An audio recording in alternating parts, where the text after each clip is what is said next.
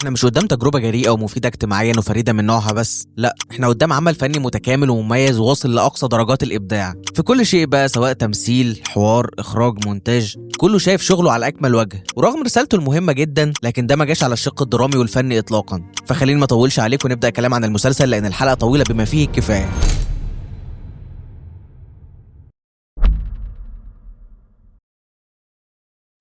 يبدأ المسلسل باستخدام كريم الشناوي لتكنيك الفور شادوينج كما هو متوقع يعني من أي مسلسل فيه إثارة، فبيرمي كذا هنت زي الساعات الكتير اللي كلهم فيه معصفور بيطلع ويعمل صوت لأن الساعة بقت 3 وإن في شخصية محبوسة جوه المكان ده وما بتقدرش إنها تنادي أو تستنجد بحد. إذا بالشخصية دي بتصحى من الكابوس وتبص في الساعة تلاقي إن هي بقت 3:10، فرمزية إن الحلم ما كانش مجرد كابوس وخلاص، لا ده ممكن جدا يكون موجود ومرتبط بالواقع. وفي نفس الوقت جوزها بيقوم قلقان من نومه كأنه مقلق أو خايف من حاجة. المخرج بيجاوب بسرعة جدا بإنه بيخون مراته مع نهال زميلته في الشغل. عرفنا علاقة كاملة في دقيقتين من تكستنج مش مبتذل، ودي حاجة مبشرة جدا برتم الأحداث.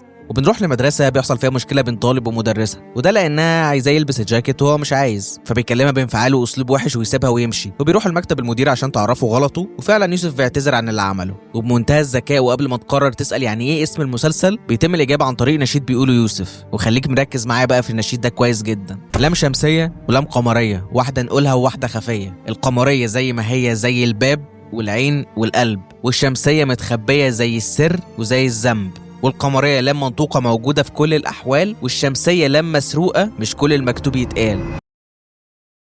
سيب النشيد ده دلوقتي لأنه هيتفسر أكتر مع مرور الوقت. المهم بيتم تقديم وسام، دكتور لغة عربية في الجامعة وكمان صديق لعيلة يوسف وبيديله درس عربي. لما نيلي بتكلمه بتقول له يلغي الدرس لأن الولد شكله تعبان، فبيتكلم يوسف بشكل ودود زيادة عن اللزوم ويقول له إنه ما عندوش مشكلة لأنه كده كده شاطر.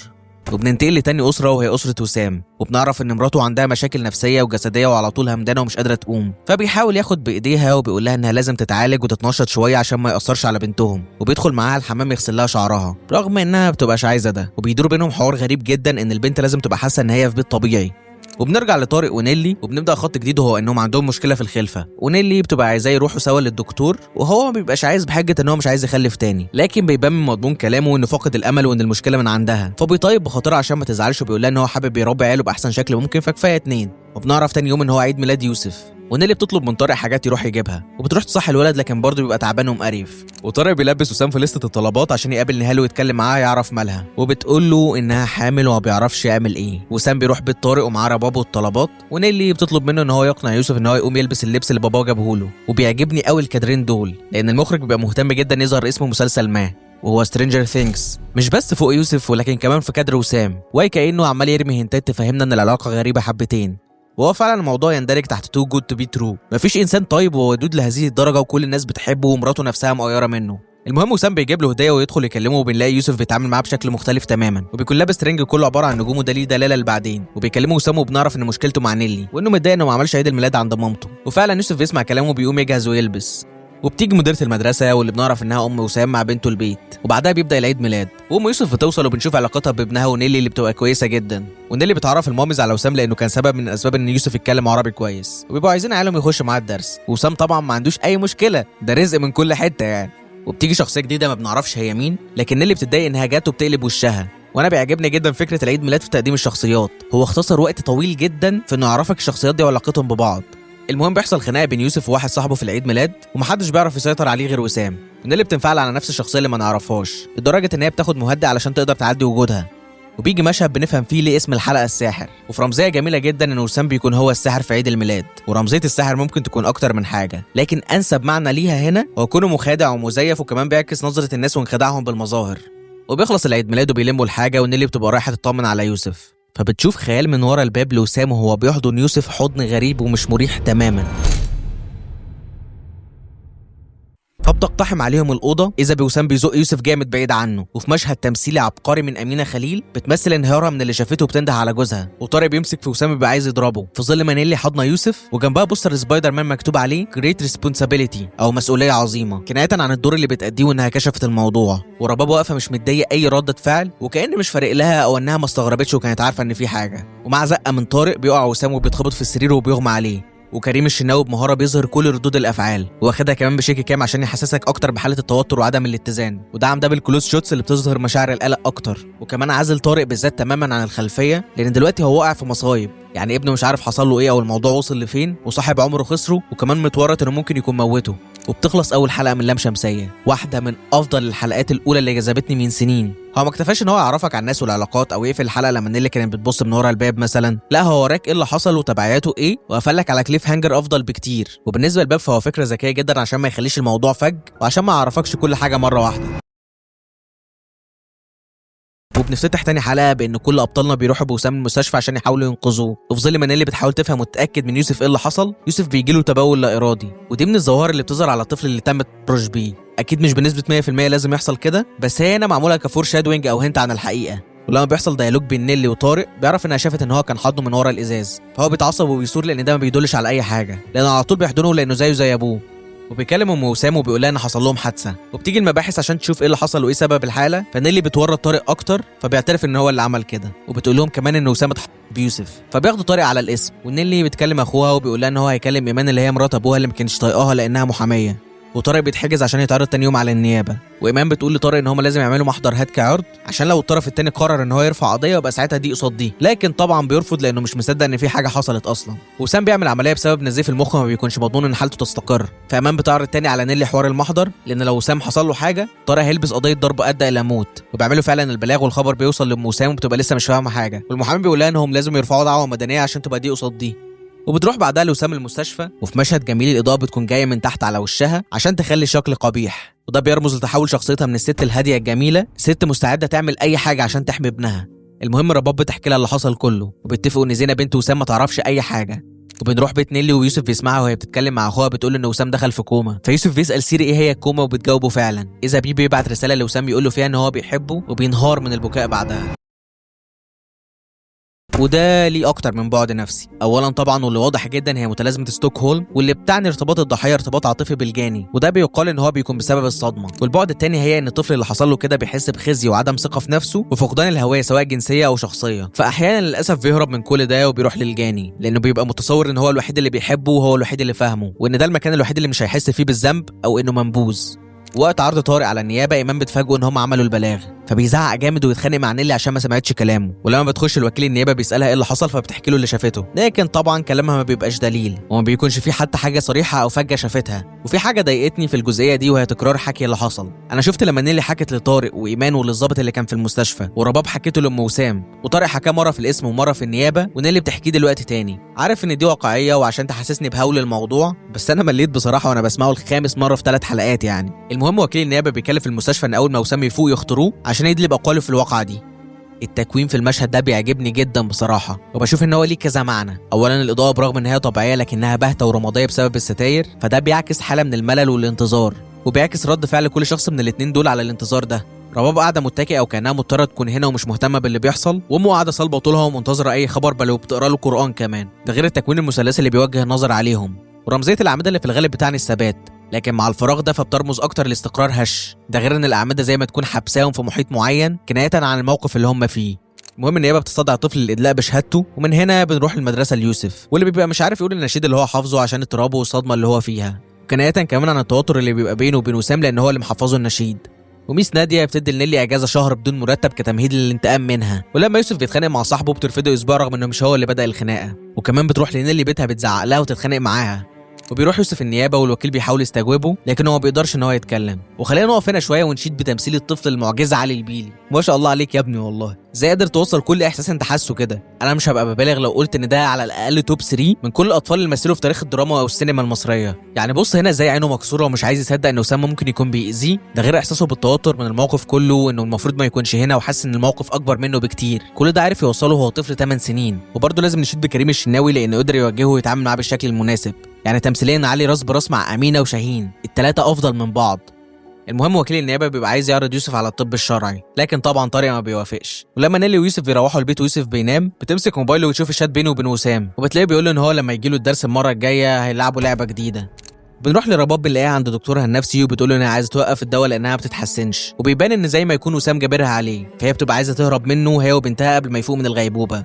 وزينة بنت وسام بتروح لنيلي عشان تحاول تفهم، لكن نيلي ما بترضاش تحكي لها حاجه رفقا بيها. ونهال بتروح لطارق النيابه وبيحكي لها لسادس مره عن اللي حصل، وبتقول له انها بتفكر تسقط لكن هو بيرفض. نرجع لنيلي بنلاقيها بتحلم حلم مشابه للي فات، ولكن المره دي كانت بتسعى انها تنقذ يوسف وياسين. بصراحه المونتاج في احلام نيلي بيعجبني جدا، عجبني التلوين، الافكت، سرعه الايقاع، تنقل بين الزوايا في الوقت المناسب. اكتر حاجه عجباني في المسلسل اني حاسس ان كل واحد بيعمل اللي عليه وبيفن في حتته. فكره انك كمخرج تلاقي تيم فاهم اللي في دماغك وعارف يعمله بحذافيره دي مش حاجه سهله تماما. المهم لما بتصحى من النوم الزاويه بتبعد تدريجيا لحد ما تبقى اوفر هيد انجل، وهي هنا مستخدمه عشان تبين حركات نيلي واحتضانها ليوسف، وعشان برضه يحسسك بالاضطراب لانها مش زاويه مريحه اطلاقا للعين. المهم بتيجي ام يوسف وبتتكلم مع نيلي وبتطلب انها تاخد يوسف عندها، ولما نيلي بتحاول ترفض بترمي لها جمله انت ناسي ان انا امه ولا ايه؟ وانا الحقيقه مش فاهم ليه نيلي بتحسس زياده عن اللزوم من الموضوع ده، يعني لو ما كانتش مخلفه ياسين كان الموضوع يبقى منطقي، لكن كده بشوفها افواره شويه بصراحه. المهم بيروح يوسف مع امه لكنه بيكون مكتئب ومش مبسوط، فامه بتحس ان في حاجه غريبه، ونهال بتروح تاخد لابتوب طارق من بيته عشان تعرف تمشي الشغل، ورباب بتروح مكتب وسام في الكليه عشان تاخد باسبورها هي وبنتها وتاخدها وتسافر، لان وسام كان مخبيهم منها عشان مش مأمن لها. واخيرا بعد كل ده وسام بيفوق، ولكنه بيبقى ناسي كل حاجه، او بيمثل انه ناسي كل حاجه، لكن امه بتحكي له وبتهيئه للموضوع لان هي عايزه تاخد اقواله، وهو بينهار وما بيبقاش عارف هو ايه اللي حصل. وبالنسبه ليوسف فبيفرح جدا لما بيسمع امه وهي بتقول ان وسام فاق، وبيبعت له مسج يقول له الحمد لله على السلامه. وايمان بتكلم نيلي وبتقول لها انها لو عايزه تخرج طارق فلازم وسام يتنازل، وهو اكيد مش هيعمل كده غير لو هي اتنازلت عن محضر هتك العرض، ومن مصلحتهم الموضوع يتصافى لانها مش معاها اي دليل. فنيلي بتروح لميس ناديه المدرسه عشان تعرض عليها الموضوع، لكنها بترفض قبل ما نيلي حتى تتكلم وبتديها اجازه مفتوحه. وبنرجع لوسام وبيطلب من امه تحكي له كل اللي حصل بالتفصيل، وبتحكي له فعلا، وشاهين في اداء اقل ما يقال عنه ان هو عبقري، بيمثل الشعور بالصدمه والمظلوميه مع رغبه في الانتقام. انا من المشهد ده ابتديت اجد كونفيوزد وما بقيتش عارف هو انت طيب ولا شرير وعملت كده ولا لا. وصياعه المخرج انه فكرك باحلام نيلي دلوقتي، ورمالك انت في اول الحلقه انها خدت مهدئ لما شافت ايمان، فانت ما بتبقاش عارف هي نيلي هي اللي مريضه نفسيا ولا وسام هو اللي بيمثل. المهم نيلي بتروح للمستشفى عشان تخليه يتنازل عن المحضر، لكنه بيهشها بايده وبيطردها. بتقابل رباب بره وعينيها بتبقى بتقول حاجات كتير جدا، لكنها للاسف ما بتقدرش تتكلم، ورباب بيدافع انها عايزه تحس انها عملت اللي عليها. بتخش معاها تاني لوسام، ونيلي بتعتذر له وبتقول ان هو يتنازل رغم انها مش مقتنعه بكده، لكنه بيرفض تاني، ومش بس كده ده بيتوعد لها كمان. ولكنه بعدها بيهدى وبيطلب من امه انها تتنازل عشان يوسف وزينه، وبيروحوا هما الاثنين يتنازلوا فعلا. واخيرا بيخرج طارق من الحجز، وبيوضح مع الوقت ان الحياه ما بينه وما بين نيلي بقت صعبه جدا، هو مش طايق لها كلمه وهي جواها احساس بالذنب ناحيته، بتحاول ان هي تمحيه بس هو مش مديها فرصه، وبيسيبها ويمشي ويروح لنهال وبتقول له انها سقطت، وهو بيقول لها ان هو هيتجوزها ويطلق نيلي. وبينزل من عندها يروح لام وسام عشان يستسمحها ويعتذر لها عن كل اللي حصل، وهي بتقبل اعتذاره فعلا لانها هي اللي مربياه. ونيجي هنا للكلام عن الإضاءة أغلب الوقت منخفضة، وده طبيعي علشان تخدم الدراما، لكن أكتر حاجة عجباني فيها إن هي واقعية جدا، يعني مش هتحس إن في مصدر إضاءة فيك طول المسلسل. في المشهد ده مثلا الأباجورة هي مصدر الإضاءة، وجاية بلون سخن شوية عشان يعبر عن الود اللي بينهم مهما كان، فعجبني جدا بصراحة الاجتهاد في الإضاءة. المهم طارق بيروح عند وسام ويعتذر له عن كل اللي حصل، وسام بيعزز عنده فكره ان نيلي مريضه ولازم تعالج بشكل ثعباني. هو بيتصالحوا اخيرا، ولكن برضه رباب بتسمعهم تبقى واقفه مبلمه من غير اي رياكشن. المهم طارق بيحاول يرجع العلاقه بينه وبين نيلي، فبياخدها هي والعيال ويخرجوا، وبيظهر جمله معناها ان كل ما في الموضوع انت شايف العالم ازاي، ودي طبعا كنايه عن طارق لانه بيعمل محاوله بائسه ان هو يحاول يرجع الدنيا زي ما كانت، لكن هو قناعته ان الموضوع انتهى. وده بيظهر وهو بيلعب مع ابنه، هو بيبقى زي المجبور ومش مبسوط، فبيخلع منه وبيقول له انه هيشرب حاجه وبيروح يكلم نهال، فبيجي تاكيد تاني على فكره انتهاء العلاقه ما بينهم، وهي كلمه اند اللي بتكون جنبه وهو مشغول عن اسرته. بيوضح اكتر لما بيروحوا البيت وبتحاول تجر معاه ناعم، لكنه بيبقى مقفول منها، وساعتها بتحس ان هو بطل يحبها. وتاني يوم نيلي بترجع شغلها في المدرسه، والاخصائيه النفسيه في المدرسه اللي نيلي حكى لها كل حاجه بتقول لها انها لازم تتابع يوسف يتفرج على ايه وبيلعب ايه، لان في العاب كتير بيحصل فيها كوارث، وده حقيقي جدا بالمناسبه. انا شفت النموذج ده بعيني اكتر من مره فواجب التنبيه، وحلو ان المسلسل سلط الضوء على حاجه بسيطه ومهمله رغم انها ممكن تقلب بكارثه، ونيلي بتعمل كده فعلا، لكن الحمد لله ما بتلاقيش حاجه. وسمية اخيرا بتدي وش الواد وبتخرج معاه، وحتى في المشهد ده في اضاءه بنفسجيه، وده عشان تدلل على الرومانسيه الحالمه وبرضه مصدرها موجود وواضح. اما عن نيلي فبتحاول تاني مع طارق، لكن هو ما بيديلهاش اهتمام، وبيحضر شنطته وبيسافر مع نهال.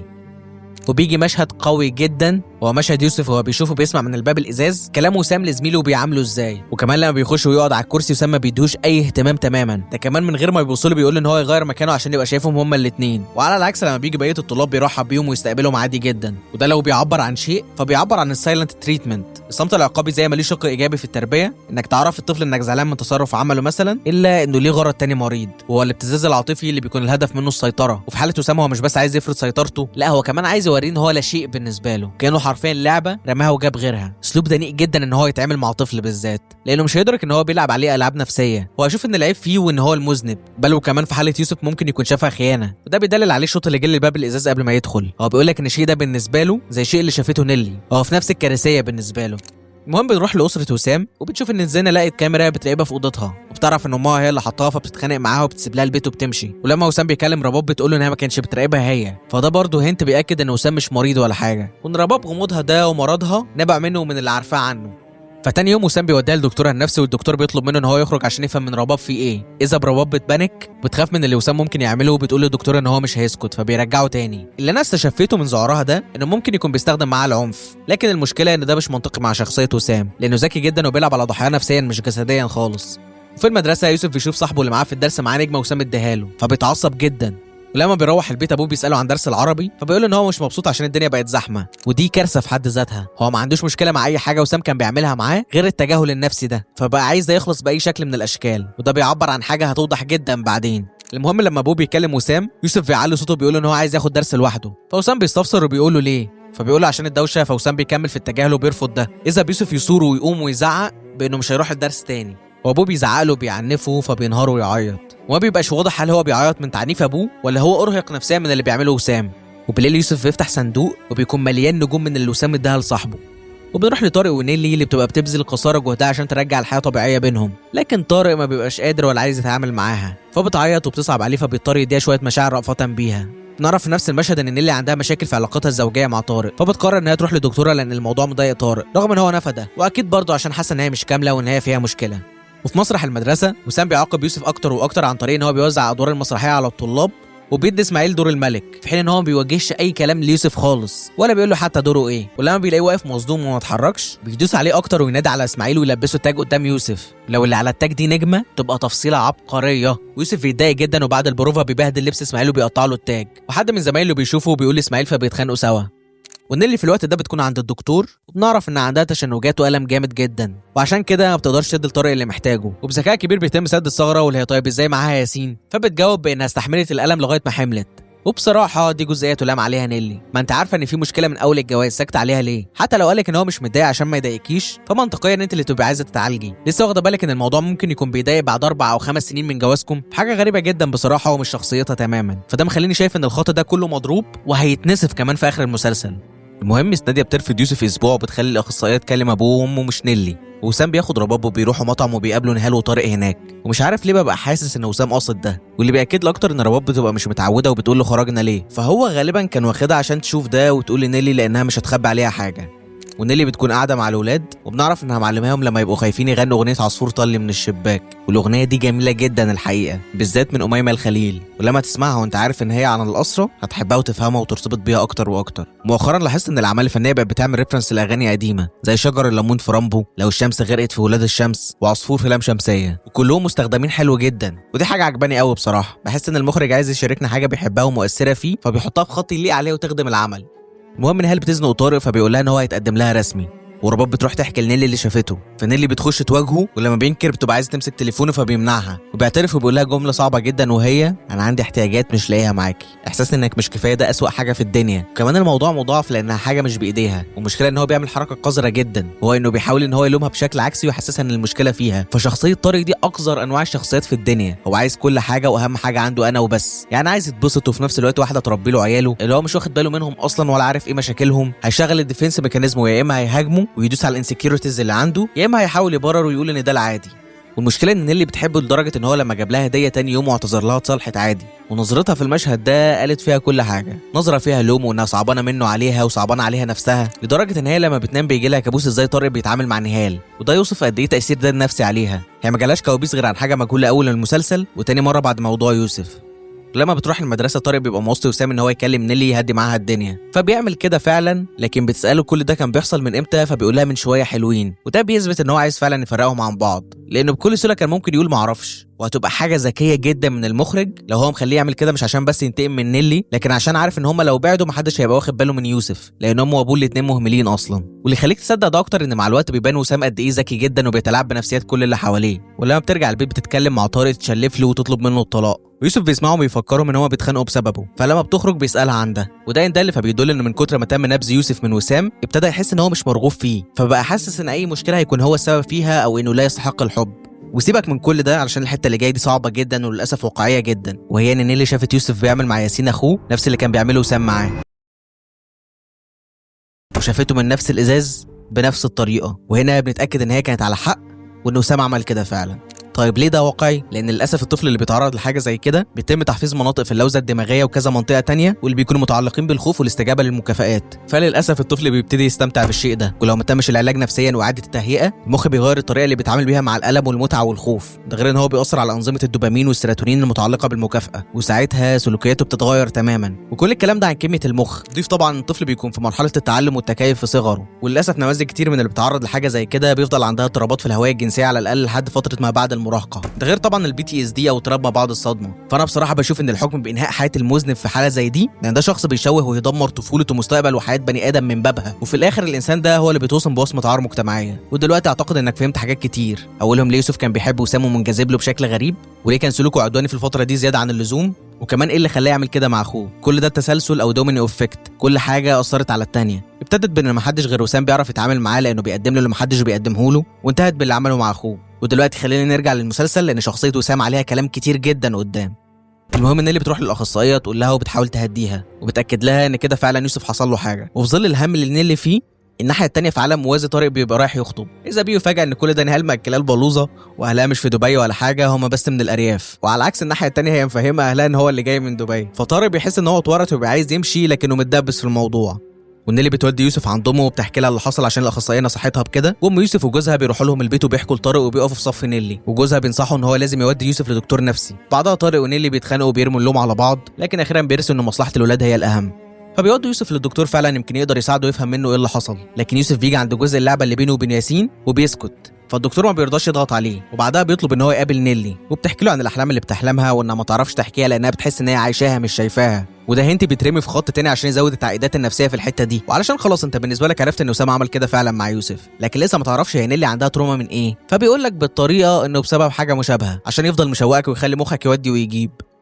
المهم يوسف بيروح تاني سيشن للدكتور وبيلعب معاه ان هو يختار من الكروت الحاجات اللي حاسس بيها، فيوسف بيختار ان هو غضبان، خايف، محرج ووحيد، والدكتور بيساله عن سبب كل واحد فيهم، فبيجاوب وبيحكي له عن اللعبه لكن ما بيقولش مين اللي لعبها معاه. وفي تفصيله على قد ما هي جميله على قد ما هي حزينه جدا، وهي ان في عز ما يوسف ابتدى يدرك استغلال وسام ليه لكن برضه بيدافع عنه، وده كله عشان قال له ان هو بيحبه، هو مش عايز يصدق ان بس كان بيكذب عليه، فهو غضبان لان وسام بيعامله كده مع ادراكه لده، وخايف لان زي ما قلت لك الطفل اللي بيحصل له كده بيبقى عنده خلل في حته الخوف والتعامل معاه، وكونه محرج فده مفهوم جدا، لكن الاهم ان هو وحيد. ودي رساله مهمه جدا من المخرج، وهو انه بيحاول يسلط الضوء على المشاكل الاسريه وتاثيرها النفسي على الطفل، وانه محدش واخد باله منه غير نيلي اللي هي اصلا مش امه، ويمكن سبب كبير من اللي حصل ده هو بعد ابوه عنه وانه ما وفرلوش الحب والحنيه والحمايه والاحتواء الكافي، فوسام لقى مدخل ليه من هنا. بس بالمناسبه مش بالضروره ان في خلل اسري فالطفل يحصل له كده، بس على الاقل لو البيت كان سليم كان ممكن يكتشف الموضوع اسرع.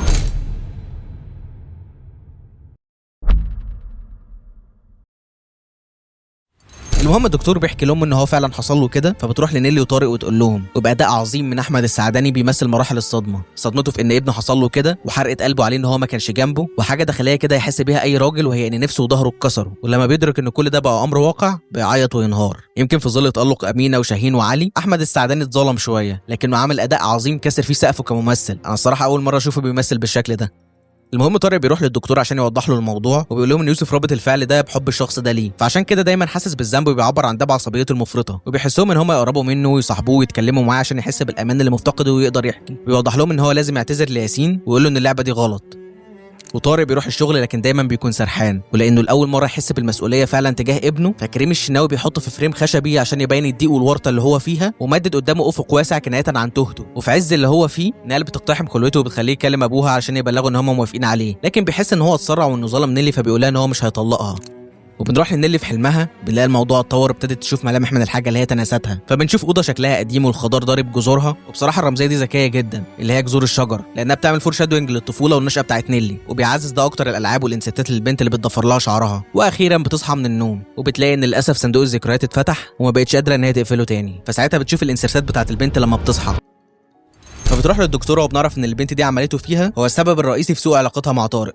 وعلى الجانب الاخر يوسف بيعتذر لياسين عن اللعبه ويفهمه ان هي غلط. ولو خدت بالك من صياعه الكتابه ومريم نعوم، فهي حلت مشكله يوسف بشكل نسبي عن طريق اننا عرفنا ايه اللي حصل له دلوقتي، ودخلت خط وتعقيده نيلي الجديده، لاننا لو كنا فضلنا في الخط ان هو يوسف بيتعالج ده كان هيبقى ممل جدا. فهي دلوقتي زي ما يكون بتطرح سؤال، واللي هو يا ترى نيلي هتتعامل مع ده ازاي؟ هل هتتعالج بس؟ لكن لا، ده مش هيبقى متسق مع شخصيه نيلي الايجابيه الثوريه في بعض الاحيان. فيا ترى هنحل التعقيده دي ازاي؟ ومش بس كده، دخلتنا كمان نشوف طارق الشخص السلبي الخاين لما خد رياليتي سلاب في اغلى حاجه عنده، شخصيته هتبدا تتغير ازاي. وده تم التعبير عنه بشكل عبقري لما بنلاقيه بيتفرج على قصص الاطفال في شغله، ولما بتيجي جمله بحب الحيوانات الشاشه بتضلم وبتجيب انعكاسه، فاهانه لشخصه بشكل مباشر، وكأن ابنه هو اللي بيوجهها له عشان ما كانش جنبه في كل ده. وفي خط مختلف تماما بنلاقي ان سمية كان بيتم استغلالها وهي صغيره من شخص ما. نرجع لطارق بنلاقيه قلب على نهال وبقى بيعملها ببرود، وحاسس دلوقتي ان هي ملهاش قيمه بالنسبه له، وبيته وعياله والست اللي خدت بالها منهم هم اولى من اي حاجه. فلما بيرجع يوسف لنيلي بيقول لها ان هو عايز يرجع معاه، والست اللي بتساعدهم وابتسامتها دي عسل جدا وحقيقيه لابعد حد. تفصيله صغيره بس عجبتني جدا بصراحه. بشكل عام اهم حاجه في المسلسل هي الواقعيه في كل حاجه، الواقعيه في العلاقات والطبقه دي بتتعامل ازاي وايه المشاكل اللي بتواجههم رغم ان هم مستريحين ماديا. بيوريك ازمه منتصف العمر عند الراجل والست اللي مش قادره تشيل مسؤوليه ابنها، واخيرا الاطفال اللي ممكن تعرض لاستغلال مقنع. من الحاجات الذكيه جدا ان هم خلوا وسام صديق للعيله، اولا لانه لو كان اخوه كان الموضوع هيبقى صادم جدا، وثانيا لان في المجتمعات المتوسطه العليا دي بينتشر فيها جدا حوار اصدقاء العيله ده، وبيبقى ليهم ثقه كبيره جدا غير مبرره بالنسبه لي بصراحه. المهم طارق ونيلي بيتعاتبوا وبيرجعوا تاني سوا الحمد لله، لانهم دلوقتي لازم يبقوا واحد ويواجهوا اللي جاي، لان اللي جاي مش سهل اطلاقا. ولما وسام بيعرف ان هم ابتدوا يبقوا كويسين مع بعض، فبيستنتج ان كل حاجه هتقلب على دماغه، فبيحاول يضغط على طارق عن طريق ان هو يقلب عليه نهال اكتر. لكن كل ده ما بيكونش فارق، لان اخيرا في اضاءه دافيه جدا علاقه طارق ونيلي بتتحسن، في رمزيه ان هم رجعوا يحبوا بعض تاني. فالعلاقه ما بقاش فيها ضغط، ما بقتش توكسيك، ما بقاش كل واحد بيفكر في نفسه. نيلي ما بقتش بتفكر ان هي عايزه تخلف عشان بس ما تحسش ان هي قليله، هو ما بقاش يهمه ان هو يتبسط وبس، هو بقى بيهمه نيلي والبيت وعياله اكتر من اي حاجه. لكن بعد الدفى ده كله بنلاقي وسام بيرجع يحاول بيوسف تاني، لكن يوسف بيسيبه وبيجري. والمشهد ده كان فيه اكتر من حاجه فنيه جميله جدا، وهي ان اولا وسام جاي له انجل عشان يبان ذو سلطه عليا، لكن يوسف مش جاي هاي انجل المره دي لانه مش هيكون ضحيه وهيتصرف صح. ده غير ان وشه كله كان منور ومكشوف ومش خايف المره دي، على عكس وسام اللي وشه كان دايما مضلم قبل كده، وده عشان يدلل على غموضه وشخصيته اللي مش واضحه. لكن دلوقتي هو بيعبر عن الجانب المظلم منه، لان خلاص كل حاجه كشفت لك كمشاهد. لما يوسف بيرجع البيت بيجيله تبول لا ارادي زي اللي حصل له قبل كده، فنيلي استنتجت اللي حصل وقررت تعمل حاجه جريئه جدا.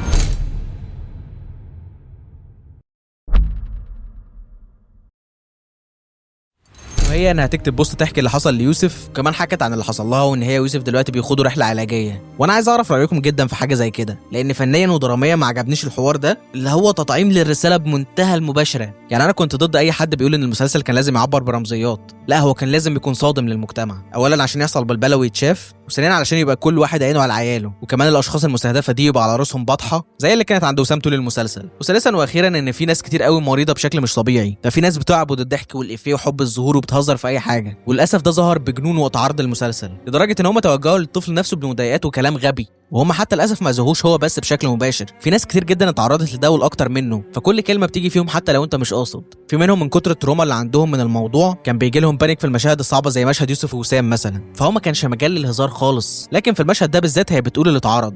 بس في نفس الوقت عجبني فكره البوست لانها هترمي على نقد مجتمعي مهم جدا بعدين، واللي هو تلقي المردود من المجتمع المحيط. يعني الاطفال اتريقت على يوسف وهو مش فاهم فيه ايه، طارق اتخانق معاه عشان ما قالتلوش قبل ما تعمل ده وهو معاه حق بصراحه، وكمان عنده وجهه نظر انه هيحمل الواد فوق طاقته بسبب زمايله اللي حواليه، وام يوسف بتيجي تتخانق معاه لكن المره دي طارق بيقف جنبها.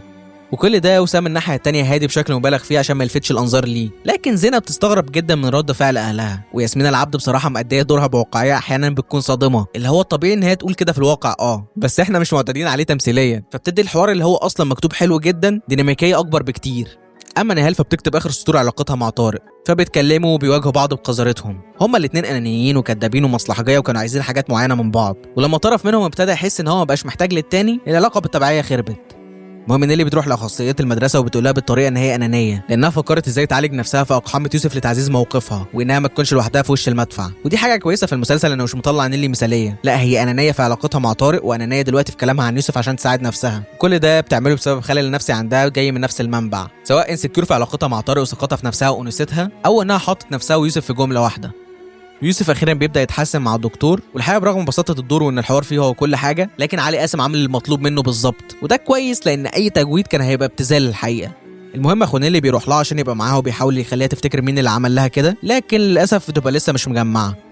ورباب اخيرا بتصور على وسام وبتهدده ان هي تقول كل حاجه لزينه، فبيقول لها انه لو على نيلي فهيرفع عليها قضيه تشهير وهيسجنها، وبيخوفها بان اي حاجه هتحاول تعملها زينه هتكرهها اكتر ما بتكرهها، وده يخليه يرميها في مصحه ما تخرجش منها ابدا. وبشكل غريب جدا بيقول لها وحشته جدا من امبارح. والجمله دي خلت 100,000 حاجه قذره جت في دماغي، لان نوع وسام ده بيمشي في سكه معينه، اول ما يخلصها او يزهق منها بيبتدي يدور على حاجه مختلفه، فده بيخليه يوصل ان هو يعمل حاجات شاذه كتير. فاللي جه في دماغي بناء على الحوار ده انه مثلا ممكن يكون سادي او عنده ميول غريبه وهي مش قادره تدافع عن نفسها عشان شخصيتها ضعيفه، فادت له فرصه ان هو يرغمها بالطريقه وبالتهديد ان هي تاخد الادويه دي، بحيث ان هو يدخلها في حاله اكتئاب دائمه، فلو حاولت تخرج عن صمتها هيقول عليها دي مجنونه. وانا بحاول استنتج معاكم لان للاسف ده مش هيتجاوب عليه بعدين، فعايزك تقول لي انت شايفها ازاي. المهم بيخلص المشهد ووسام بيبقى بيتفرج على التلفزيون وبتيجي جمله انتهاء الحروب من الدرجه الاولى، وبعدها بيسمع تكسير من اوضه رباب، فبيروح بيلاقيها بتحاول ان هي تنهي حياتها. وفي مشهد عبقري انا ما اعرفش هو عمله ازاي الحقيقه، بنى عليه مشاعر الصدمه ثم الحزن والندم في جزء من الثانيه، بيختم المشاعر دي بالغضب والرغبه في الانتقام. طيب ليه رغبه في الانتقام؟ لانه غضب ان هي عملت رد فعل ما كانش حاسبه، والاول مره خرجت عن الاطار اللي هو محدده لها، فسابها مرميه بمنتهى البروده اللي بتعبر عنه الاضاءه، ورجع يتفرج على التلفزيون عقابا ليها، بحيث انها لو ماتت اهو خلص منها، ولو لا يبقى بنتها شافتها واتاكدت ان هي مجنونه. ورباب عملت كده مش ثوره على وسام بس، لا هي ثوره على نفسها في المقام الاول، واكبر دليل ان هي ما حاولتش تخلص عليه وهو نايم مثلا، هي اذت نفسها لانها كرهت ضعفها وجبنها. لما رباب بتفوق ما بترضاش ابدا ان زينه تقعد مع وسام لوحدها، فبتقول لناديه تخليها عندها، وزينه بطبيعه الحال بتبقى فقدت الامل ان امها تتعالج لكنها بتهودها. ونيجي بقى للنقد المجتمعي اللي كلمتك عليه. بوست نيل اللي بيفايرال جدا وبيجي لها كومنتات كتير، اغلب الكومنتات هي هجوم فيها وازاي تفضح نفسها والولد، واللي ينظر واللي يهزر واللي يقول احنا مالنا. وانا حابب اقوم ادي التحيه للاستاذ كريم الشناوي على المحاكاه الواقعيه زياده عن اللزوم دي، لان دي فعلا اغلب الكومنتات اللي هتلاقيها على اي بوست في اي حاجه. عايز استطرد في الكلام عن حاجه زي كده، بس ده عايز له حلقه كامله ننظر فيها عن الناس لوحدها، عن ان ازاي السوشيال ميديا خلت ناس كتير مرضى وبتفرغ طاقتها السلبيه في اي حاجه قدامها، ده غير ان هي بقت اداه لاكتساب القيمه الزائفه. فالموضوع ده عايز له حلقه والله، لان الموضوع كبير فعلا. المهم بناخد شويه مع زينه وهي حاسه بايه وده مأثر عليها ازاي، وزي وسام بيترعب لما بيعرف ان رباب اتكلمت مع عمه وهي اللي قالت لها تاخد زينه، فساعتها بيحس بخطر وبيبدا يلعب مايند جيمز، فبيدخل يدعم زينه لانها مشيره بوست نيلي عشان يحسسها ان مفيش حاجه. وفي المدرسه بيقترح ان هو يتعمل توعيه للاطفال عشان يبقوا فاهمين ازاي بيتعاملوا مع المواقف دي. ورباب بتتكلم مع ام يوسف عشان تجيب لها الدكتور بتاعها، لان وسام بيقول للمستشفى كلام غلط. وبيجي مشهد مش عايز يصدق رمزيته، وهو ان زينه بنت وسام بتبقى لابسه بيجامه كلها نجوم شبه بالظبط الترنج اللي كان لابسه يوسف في الاول. فهل ممكن يكون في رمي على فكره النجوم بتاعت وسام ويوسف؟ انا عاوز رايك في الموضوع ده. المهم لما ناديه بتكلم زينه بتفهم ان وسام كان قايل لها كلام كتير غلط، فبتبدا تشك فيه، وهبه بتعرف تتصرف وتجيب لرباب الدكتور بتاعها وبتحكي له عن كل حاجه وبيقف جنبها فعلا. وزينه بتروح تزورها وبتعرف ان هي بتحبها مش زي ما وسام كان مفهمها. وسمية بتعترف لصاحبها انها فهمت ان اللي كانت فيه ده مش حب، لانها ساعتها كانت 13 سنه هو 22 سنه. وسام بيكمل لعبته وبيروح لطارق شغله وبيقول له ان يوسف قال له ان هو تعرض للتحرش. ولو لاحظت فهنا لاول مره وسام ما تبقاش عينيه مضلمه، لان دلوقتي اللعبه بقى على المكشوف. بس وسام غلط وغلطه الشاطر بألف. اولا لان يوسف ما يعرفش اللي حصل له ده اسمه ايه عشان يحكيه له بالشكل الصريح ده. ثانيا لان هو مش عايز يحكي للدكتور النفسي نفسه ولا حتى لحد من اهله، فازاي هيحكي لك انت وهو بعيد عنك دلوقتي؟ ومن هنا الموضوع بيبقى اوضح بكتير بالنسبه لطارق.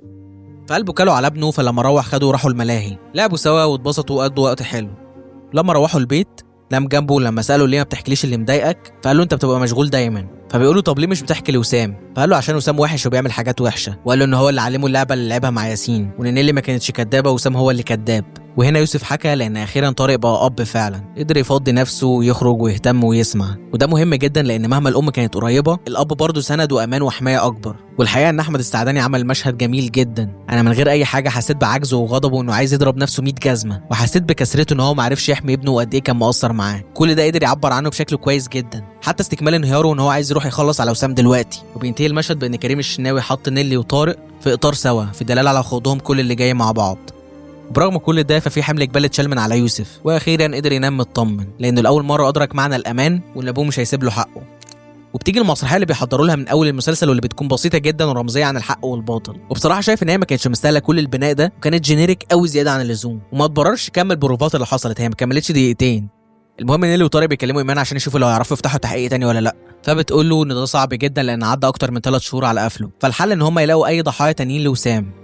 ونيلي بتستقيل اخيرا من المدرسه تجهيزا للي هتعمله، واللي هو انها كتبت بوست ان الشخص اللي اتكلمت عليه قبل كده هو وسام، وده عشان تقدر تجمع ناس وتفتح المحضر تاني. وطبعا طارق بيرجع يلوم عليها، بيقول لها ان هو مش عايز يعرض يوسف لكده، فبتقول له عشان نجيب له حقه ونسجن وسام عشان ما حدش يتعرض لده تاني. وهنا عايز اوجه لك سؤال، هل انت مع حاجه زي دي ولا لا؟ انا شخصيا معاها قلبا وقالبا، لازم المجرم ياخد جزاءه قضائيا ويتوصم وصمة عار مجتمعيا، وحتى من مرجعيه دينيه ده مش حرام، ده شخص ظلم واعتدى وبيظلم وهيظلم، فلازم ياخد جزاءه من كل اتجاه. لكن الحقيقه انا عن نفسي ما اقدرش اعمل كده، اخاف على نفسيه وشكل ابني قدام الناس، وده بالمناسبه تفكير عاطفي جدا، المسلسل اتعامل معاه بشكل عقلاني اكتر واصح بكتير، فاللي يقدر يعمل كده ما ينفعش يسكت.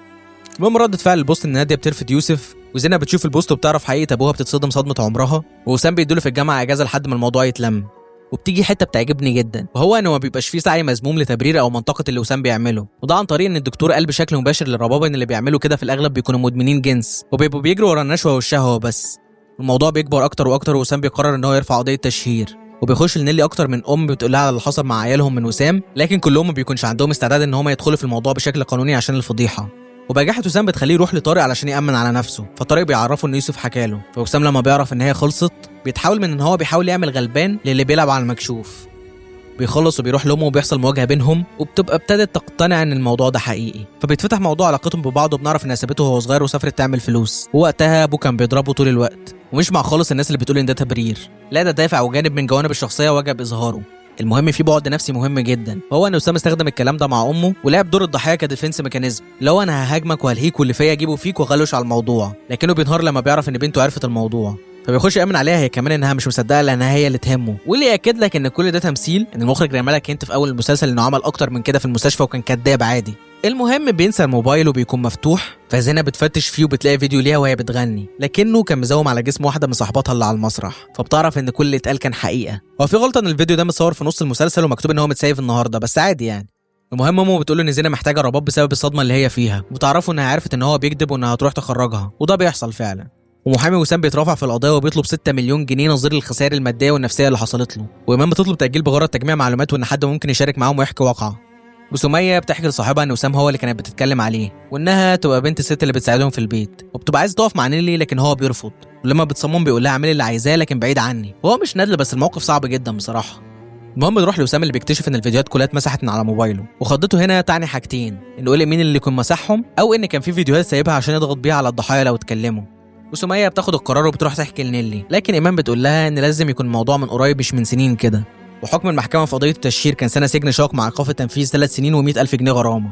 وعلى التوازي نهال بتروح عشان تعتذر لنيلي على اللي عملته قبل ما تسافر، ونيلي بتشلف لها. واسماعيل بيبقى بيلعب مع يوسف وبيقع منه نجمه وسام، فيوسف بيقول لنيلي، ونيلي بتطلب منهم انها تاخدهم يلعبوا في البيت وتبقى تيجي تاخده عشان تحكي لها. وهنا في ملائمه حبتين ثلاثه، لان اولا المفروض يوسف ما بيحبش اسماعيل وكانوا دايما ندين لبعض طول الوقت، ولان اصلا يوسف عارف الموضوع من الاول، فليه ما قالش ساعه ما حكى لابوه. المهم لما ام اسماعيل بتروح لنيلي ونيلي بتحكي لها اللي حصل بتبانك جدا، بس لما بتقول لها ان هي عايزه تخليها تشهد معاها في المحكمه بترفض وتتخانق مع نيلي وبتاخد ابنها وتمشي.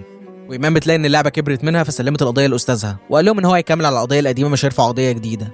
ثم نيلي بتروح عشان تبيع شقتهم في اسكندريه عشان تسدد الغرامه، ودي برضه حاجه في منتهى الملائمه بصراحه، اصل يعني ايه عايشين في المستوى ده وهي شغاله في مدرسه انترناشونال وجوزها صاحب شركه تسويق ومعهمش 100,000؟ هل في حاجه قضائيه انا مش فاهمها؟ اصل دي من الحاجات اللي استغربتها قوي بصراحه. المهم لما بتوصل بتطلع جارتهم بتقابلهم وتضيفهم، ولما نيلي بتخش الشقه بيحصل انسرتات ليها وهي صغيره وبتفتكر الملامح كويس ومين عمل فيها كده. لما بتروح البيت يوسف بيحس ان هي خايفه وبيغني لها اغنيه العصفور. وتاني يوم بتفتح المحضر، طارق بيقول ان سبب فتح المحضر ان يوسف حكاله، فبيتم استدعاء يوسف عشان يتكلم لكن بيكون خايف جدا وصوته يتحاش.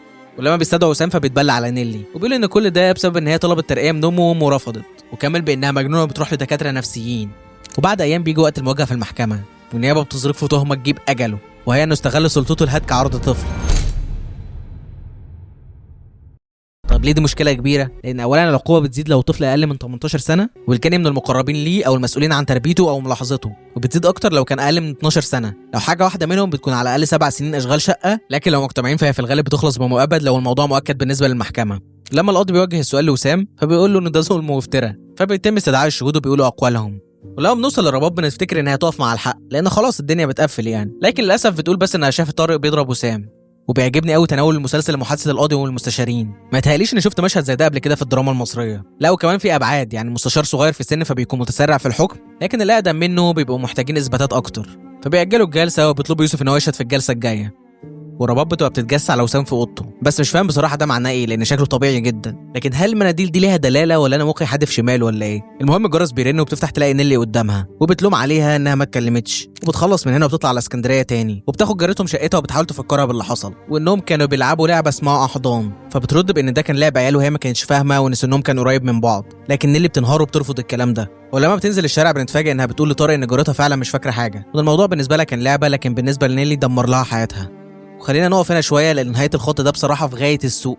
يعني ايه حياتك اتدمرت وحصل لك صدمه من لعبه وهي فعلا كان في نهايتها لعبه مش حاجه تانية؟ طب ولما هي كده فين النقطه اللي حصل فيها التروما دي بالنسبه لك؟ اصل ان انت ناسيه الموضوع ومتعقده منه فده غالبا معناه تروما بعد الصدمه، والمخ بيحاول يتناسى اللي حصل. انت اصلا كنت بتقول الموضوع في صيغه الماضي المستمر، وده يعني ان الموضوع اتكرر اكتر من مره. يعني قلت لما اهلنا كانوا بينزلوا كنا بنلعبها سوا، فايه هو اللي كسر استمرار الشيء ده وخلاكي تعرفي ان الموضوع مش عادي؟ انا بصراحه مش قادر افهم. وايه اللعبه اللي اسمها احضان وتبقى مجرد لعبه بريئه دي؟ وليه اللي اقتنعت بسهوله وبان انها سامحتها؟ هو احنا لازم نطلع البنات الطف الكائنات يا جماعه عشان اللي بتكتب بنت؟ ده وسام كان ناقص يطلع يتحرش بينا وما قلتش حاجه. المهم خلينا نكمل. حكم قضيه التأشير بعد الاستئناف ان نيلي شال من عليها حكم الحبس واتخفضت الغرامه ل 50,000 جنيه. وبيجي معاد جلسه القضيه الثانيه وسميه بتروح تشهد على وسام، وكمان ام اسماعيل راحت لانها صدقت لما اسماعيل حكى لها. وبيجي شوط جميل بصراحه وفي كل اللي تعرضوا للظلم من جانب نفس الشخص وكل واحد فيهم قاعد في ركن، وكمان كل العواميد باينه له انجل. ده بيخلي التوتر كبير نتيجه لاننا في موقف حرج دلوقتي، لكن بيقول لك اخراجيا ما تقلقش، كل الناس دي مسنوده على كيان صلب اسمه القضاء، فالمحكمه مش هتظلمهم لانها لو ظلمتهم مش هنعرف نعرض المسلسل. المهم يوسف يخش عشان يدلي بشهادته، وبيقول فعلا ان وسام كان بيلعب معاه لعبه سر مش كويسه، فالقاضي بيساله عرفت منين ان هي مش كويسه؟ فبيرد بان نيلي شافته وهو بيلعبها مع ياسين وقالت له ان اللعبه دي غلط. لما القاضي بيحاول يضغط عليه ويقول له ايه اللي كان بيحصل بالظبط، بيرد يوسف بانه حكى لوالده. فطارق بيقوم وبيحكي ليوسف قاله له، اللي هو ان وسام بيلمس اجزاء خاصه من جسم يوسف، وبعدين طلب من يوسف ان هو كمان يعمل كده. وفي اخر الجلسه بيتم التاجيل لحين استماع المحامين. ورباب بتعرف ناديه ان ابنها مش طبيعي ومش سوي من غير ما تقول اي تفاصيل. وسام في عربيته بيظهر جانب مختلف منه، وهو انه معاه موبايل تاني صغير شايله سبب ما، والسبب ده هو انه يتواصل مع الاماكن المشبوهه اللي بيتعامل معاها. ولافته ذكيه جدا ان كريم الشناوي ما ابتذلش وطلعها مجرد شقه شمال، لا هو جاب حاجه موجوده وكلنا عارفينها على ارض الواقع، لكن ما بيتاخدش ضدها اي اجراء، واللي هي التجاوزات اللي بتحصل في اماكن المساج اللي هي حرفيا شقق ضعيفه مقننه. وده بيأكد ان وسام مدمن للشيء ده، هو ما عندوش خلل او شذوذ في جزء معين. يعني في حين ان هو عارف ان هو هيتحكم عليه تاني يوم، لا فكر يهرب ولا جاله حاله من البانيك اتاك مثلا، لا هو راح يتبسط ويفضي دماغه ويودع الشيء ده يمكن للابد. غالبا هو اللي هيتعمل فيه كده في السجن اصلا. عايز اقول لكم ان المجرم اللي بيبقى داخل في قضايا زي دي بيخش يتعجن جوه. المهم في مشهد جميل جدا وضح لك ان حتى البنات اللي مش تمام قرفانين منه ومن اللي عمله. ونيجي بقى للكادر السينمائي الجميل ده، قد ايه الكادر ده عظيم. اولا خلينا نتكلم عن الاضاءه. المشهد مغمور بالاضاءه الزرقاء البارده اللي بتوحي بالعزله والاحساس بالالم، مع كونتراست واضاءه دافيه بتصارع بروده المشهد ده، وكانها بتدل على اخر جزء انساني موجود في وسام. وكون الاوضه فاضيه تماما فده بيدل على اكتر من شيء، فممكن تاخد اللون الازرق ده كدلاله على قربه من السجن، وكونه قاعد نصف عاري فبيرمز لهشاشته وضعفه وانه اتكشف قدام الناس وحتى نفسه. ده غير القعده المنكمشه اللي بتعبر عن خوف وندم ومحاوله الدفاع عن النفس، وكمان ان هو بيحاول يداري نفسه لاحساسه بالعار. لكن هل ندم وسام ده ندم تطهري؟ اكيد لا، هي صدمه رفض وحزن على انه خسر كل حاجه. ولما بيبكي ويحاول يمنع نفسه ده بيولد عندك تعقيد اخلاقي اكتر، وخليك تتساءل هل الشخص ده كان ضحيه ابوه نفسه الاماره بالسوء؟ طب حتى لو كده هل ده ينفي كونه مجرم؟ الاجابه هنا ليك. المهم وسام بعد ما بيخلص جلسه الحديث مع الأنا بيخرج وبيروح لامه، لكنها اخيرا قفلت الباب في وشه وما رضيتش تفتح له كانها خايفه منه او انها ما بقتش عارفاه. ويبدا يتشحتف ويوجه لها اللوم كالعاده ويدعي المظلوميه، وبيثبت ده اكتر الموسيقى التصويريه الحذره. هي مش موسيقى حزينه او متعاطفه، لا هي بتقول لك ما تصدقش ده. وفي مشهد عبقري من شاهين بيتشبث في الباب وهو جاي هاي انجل لاول مره وبيقول لها ما تسيبينيش، في دلاله على انهيار هذا الكيان لتاني مره، وكأن الموقف اللي حصل معاه لما سابته مع ابوه بيتكرر تاني دلوقتي. لكن امه كما عادناها صلبه ورافضه تفتح له، لكنها بتخاف عليه وبتتابعه فبتشوفه وهو قاعد في عربيته بينهار. واخيرا بتيجي المحاكمه النهائيه، وفي اخر ترافع الدفاع بتخش رباب باللاب بتاع وسام في مشهد كليشيه مبالغ فيه الحقيقه، بتقول ان في صور وفيديوهات عليه تفيد القضيه، وبنستنتج ان فعلا وسام لما كان قاعد على اللاب كان بيتفرج على حاجه مش تمام، والقاضي بيأمره يفتحه، ولما بيشوف اللي عليه بيأمر بخروج الاطفال والصحافه. بيجي مشهد بيوضح ان برغم كل الحواجز الكتير قوي بين يوسف وزينه الا ان في النهايه الاتنين مظلومين والاتنين ضحيه ابوها. وبنعرف ان اللاب عليه صور وفيديوهات مش تمام زي اللي كان مصورها لصاحبه زينه في المسرح، ورباب بتساله سؤال مهم جدا، وهو ان هل عمل كده مع زينه كمان؟ فبينكر ان ده حصل وبيتحكم عليه بالاشغال الشقه المؤبده. وبرغم كده هو ما بينهارش الا لما بيشوف نظره الكره والقرف اللي في عيون زينه ليه. وبينتهي المسلسل بالنهايه المثيره للجدل جدا، وهي نشيد اسلامي يا مصر مع مشاهد من عيد ميلاد يوسف كنايه عن ولادته الجديده. هنتكلم عن ده، ولكن خلينا نروح لمراجعه المسلسل.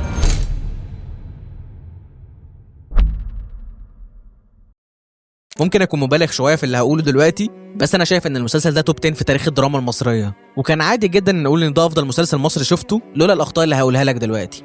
اولا في حاجات كتير ما تجاوبش عليها، زي علاقه نيلي بايمان قبل كل اللي حصل ده، وليه ما كانتش طايقاها مع انها ست لطيفه جدا، ده ما تمش توضيحه خالص وما تطرقناش ليه بعد كده.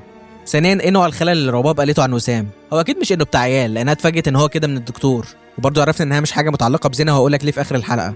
فانا كنت محتاج اعرف ايه نوع الخلل اللي عامل كل القصه دي واللي خلاه يوصلها لكده وبقى قادر يتحكم فيها تماما. ثالثا حوار المسرحيه انها ما كانش مستاهله كل التدريب والبروفات دي، مع ان ليها رمزيه مهمه جدا هنتكلم عنها قدام.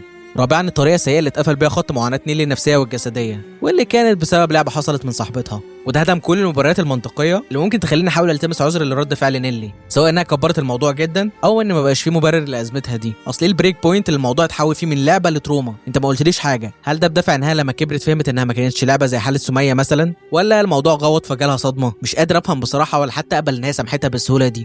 خامسا بقى هو شيء مدفون شويه بس ما عجبنيش، وهو عدد البلوت تويستات الاوفر. يعني نيلي تم التحرش بيها، وكذلك يوسف، واتكرر مع ياسين وسميه واسماعيل. حسيت انها افورت خصوصا في موضوع سميه بالذات، هي اساسا لو دورها اتشال مش حاسس ان في اي حاجه ناقصه في القصه، هي محطوطه بس عشان تشرح الاستغلال الجنسي. اما بقى عن نشيد اسلام يا مصر في النهايه، اهو موقعه غريب ومش متوقع طبعا، ودراميا اختيار سيء. حتى كريم الشناوي لما رد على الموضوع ما اتكلمش فنيا او دراميا، وقال ان هو حطه عشان حاسس ان هو وصل رساله، وفرحا بان الشعب المصري ما هاجموش على جرأة الفكره. وانا كنت ضد بصراحه ان هو يتكلم اصلا، سيب الناس تعبر عن رايها عادي، يعني طالما انك شايف انك عملت حاجه حاسسها خلاص. يعني انا مثلا ضحكت اول ما اشتغلت بصراحه، واخويا ما كانش شاف المسلسل واتفرج معايا على الحلقه الاخيره، هو كمان استنكر واستغرب من الموضوع جدا، وكون كريم وضح ده خلاني مش عارف ابرر حتى. يعني انا بصراحه حسيت بانتماء كبير فعلا لما كنت بتفرج وراجع المسلسل من الناحيه القانونيه، لان عرفت ان قانون الطفل حقيقي محترم، وبالذات في النقطه اللي بيتكلم فيها المسلسل، والحقيقه انه بيتطبق بشكل كويس جدا في مصر. بس برضه لسه شايفه غير مبرر، رغم اني بحب النشيد ده جدا، ومش مع الناس اللي بتقول ان الرقابه وسلطه عليا فرضته. شايف ان ده طرح ساذج قوي بصراحه. وعلى الناحيه الثانيه برضه ساذج، واللي هي الناس اللي كانت عماله تقول ان اسلام يا مصر لان سلامه مصر من سلامه ابنائها. يا سلام، ما تقعروش المثال يا جماعه للدرجه دي، الراجل اللي عمل المسلسل نفسه ما حنيكاش ولا فخامه في حق نفسه.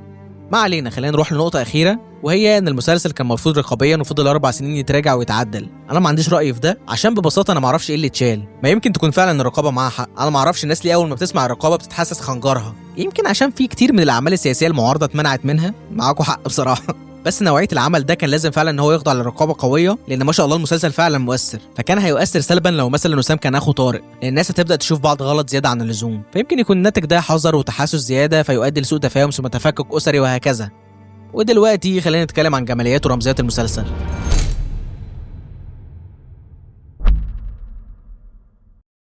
المسلسل ده مليان رمزيات من اول تتر بدايته، فخلينا نوضح منهم كذا حاجه. اولا اسم المسلسل واللي هو لام شمسيه، هو حرف يكتب ولا ينطق، وده بيشير للصمت المقنع او قمع الصوت، وده بيوحي بان في حاجات كتير في المجتمع مسكوت عنها ومحدش بيرضى يتكلم فيها خوفا من الفضيحه. تاني شيء هو الازاز المصنفر اللي نيلي شافت منه اللي حصل، ده بيعبر عن ان المجتمع عارف ان في حاجه زي كده موجوده بس مش قادر يواجهها، يعني الحقيقه باينه لكنها مموهه او غير مرئيه بشكل كامل.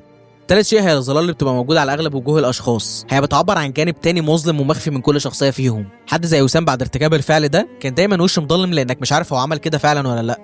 رابعا احلام نيلي وهي محبوسه في اوض، وخصوصا اول حلم بتاع الساعات، هي بتدل ان هي محبوسه في الماضي ومش قادره تخرج منه ومفيش سبيل ليها للهروب. خامسا المسرحيه بتمثل الخداع والتزييف اللي فيه وسام وتلعبه بالاطفال وسيطرته عليهم، وكمان تسييرهم في طريق معين، لان طبعا المسرحيه ليها سيناريو مكتوب مسبقا، وبظلم وسام فهو كتب السيناريو للاطفال دي. سادسا الخبطه اللي في راس وسام اللي فضلت مستمره طول المسلسل، غير انها حاجه واقعيه جدا وعظيمه من حيث الركور، لكن رمزيتها ان هو دلوقتي على راسه بطحه ومكشوف لبعض الناس. وخلينا نتعمق اكتر ونحلل بعض اسماء وديزاينات الحلقات لانها فعلا مميزه جدا. ففي الحلقه الثالثه بيكون في استخدام للقفص كرمزيه عن السر المحبوس، والسر او العصفور ده بيتمثل في يوسف في دلاله على براءته. والحلقه الخامسه فهي باسم الدرس، في اجزاء متناثره من عرايس، وفي الحلقه بنعرف ان مش يوسف لوحده هو اللي بيتعامل معاه كده، لا ده وسام ناهش وجارح براءه كتير غيره. والحلقه السابعه باسم اللعبه، واللي مش بس بتبقى اللعبه الجسديه اللي وسام بيلعبها، لا ده النفسيه كمان مع يوسف وتلعبه بتعلقه وحبه ليه عن طريق التجاهل، ويمكن عشان كده وسام كان دايما بيقول له يا يويو كنايه عن كونه لعبه. اما 9 فكان اسمها النور، واللي فيها دبل مينينج، اولا النور كامل لرجوع طارق لنيلي، وثانيا لانكشاف وتحويل السر للعالم بالبوست اللي اتكتب. والحلقه الاخيره هي لام قمريه، واللي متجمع فيها كل رمزيات الحلقات اللي فاتت، واللي بتدل ان اللام الشمسيه اللي كانت بتتشاف وما بيتنطقش عنها دلوقتي بقت لام قمريه واتكشفت وبقت ظاهره واتكلمنا عنها وعرفنا كل الناس.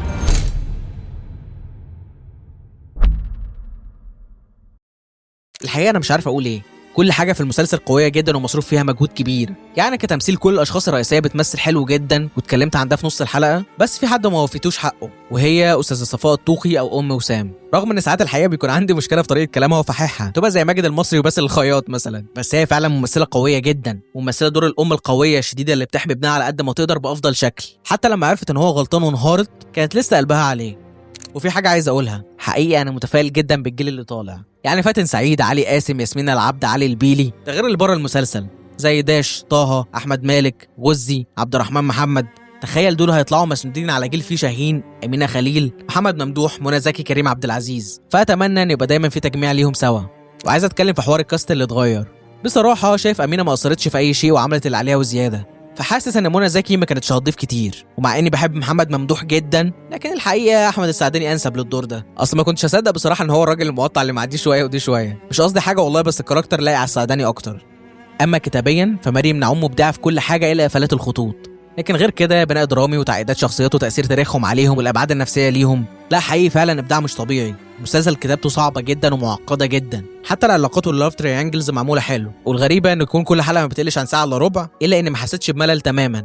كل ده طبعا ما كانش هيطلع بالكواليتي والعظمه دي لو ما كانش كريم الشناوي هو اللي ورا الكاميرا. الراجل ده عمل مجهود مضني في كل حاجه، توجيه ممثلين، كادرات، زوايا، تعبير برمزيات، اختيار الاتجاه الواقعي في كل حاجه حرفيا حتى الاضاءه. لا الراجل شقي في العمل ده.